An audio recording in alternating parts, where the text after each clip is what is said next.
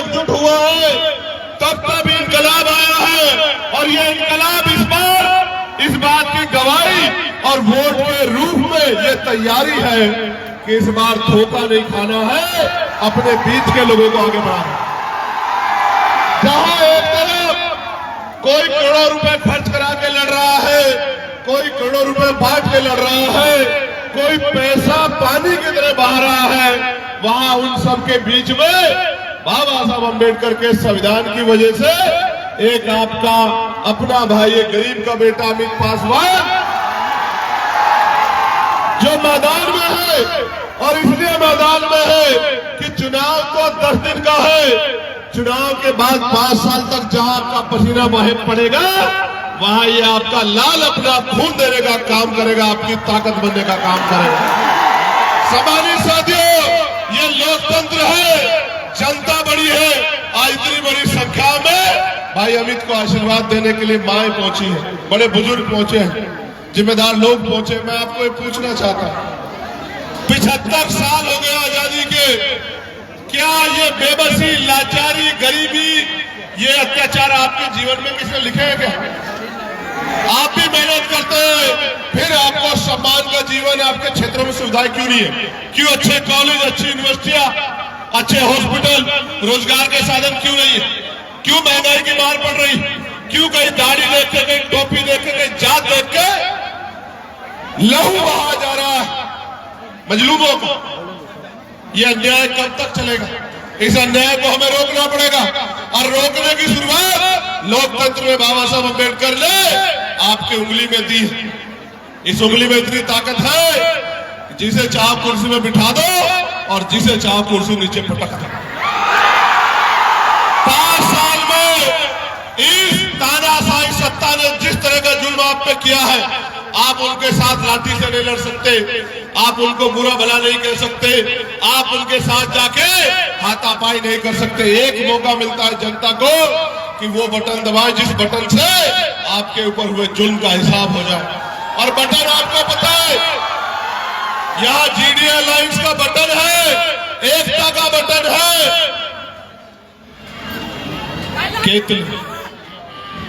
केतली छाप का बटन दबाओगे तो जीडी अलायंस मजबूत होगा 5 नंबर पे। और ये 5 उंगलियां जब इकट्ठी होती है तो ताकत बनती है, नहीं बनती है? बताओ।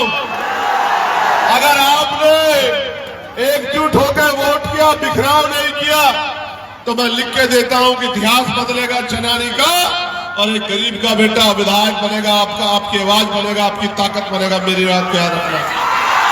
और ये वो नहीं है उन 4 जैसा जिनको कोई खरीद ले, या ये वो नई नेता है जिसका सामान निकाल के बाहर के रख दिया जाए और वो मान सम्मान को ताक के रख के फिर उधर ही चला जाए। ये वो नेता नहीं है, ये गरीबों के खून से तैयार हुआ, संघर्ष से तैयार हुआ नेता है। इसलिए आपसे अपील कर रहा हूं, मैं धन्यवाद दूंगा दीपक कुशवाहा जी का, गुड्डू कुमार रविदास जी का, भाई जावेद अंसारी जी का, रवि राय रविदास जी का, कृष्ण आनंद जी का, गोल्डन पासवान जी का, दशरथ सिंह यादव जी का, चंद्रमान पासवान जी का, रोहित पासवान जी का, कुलवंत आजाद जी का, सहदेव जाटव जी का, छोटू पासवान, छोटू खान। देखो कितना सिमिलर है, छोटू पासवान और छोटू खान, और लगते भाई भाई।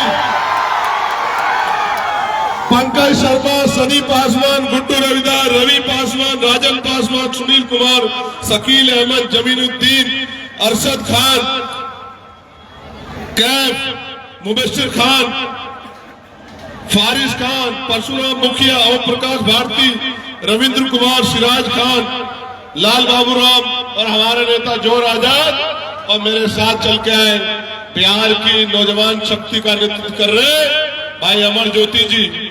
और यहाँ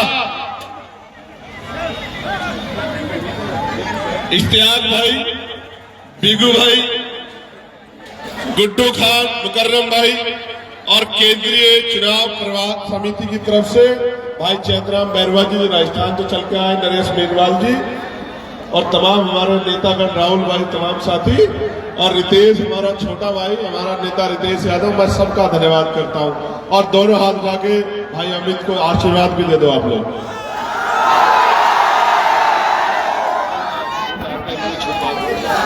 है?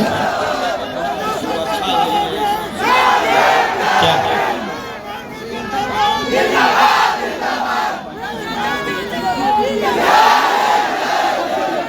एक मिनट शांत हो जाओ। ये इसका मतलब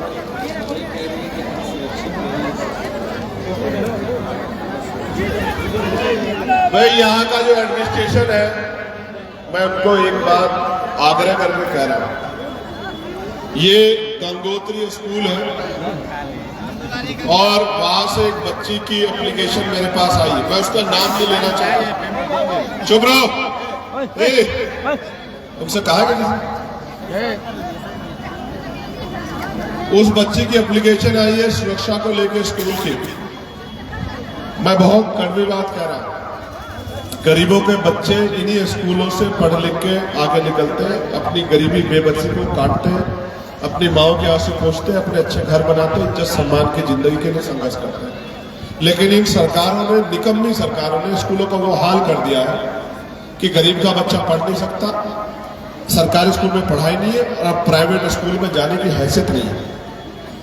इस जो स्कूल जिसका गंगोत्री जिसका नाम दिया गया है, मैं एडमिनिस्ट्रेशन से कह रहा हूं कि उसमें सुरक्षा सुनिश्चित करी जाए। अगर किसी बच्चे को आंच आई तो मेरी बात को याद रखना कि मैं चंद्रशेखर आजाद अपनी बात का इतना खरा हूं कि चैन से नहीं सोने को मैं एडमिनिस्ट्रेशन को पूरे जिले में याद रखना। और अगर मेरी बात का ना पता हो तो पता करा लेना। और अगर अगले 10 दिन में व्यवस्था नहीं हुई तो लोकसभा का सत्र चलेगा। जांच करवा के अगर इलाज ना करवा दिया तो मेरा नाम चंद्रशेखर नहीं है।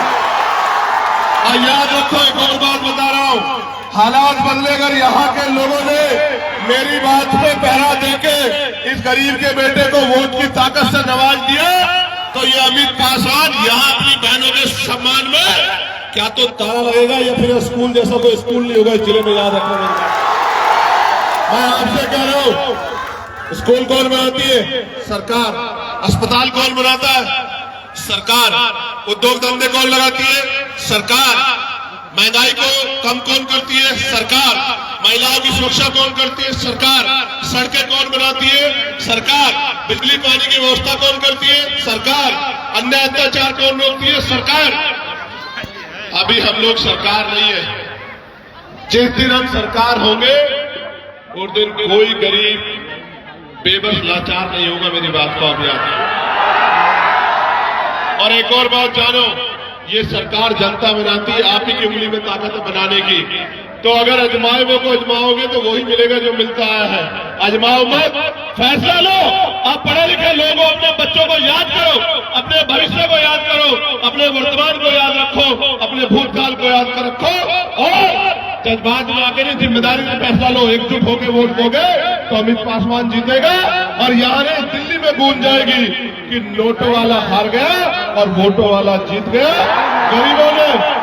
गरीबों ने इत्तेहाद किया है, गरीबों ने इत्तेहाद किया है। अब अमीर मुकाबला नहीं कर पाएंगे, गरीब आगे बढ़ेंगे। बहुत बहुत धन्यवाद। जय भीम, जय भारत।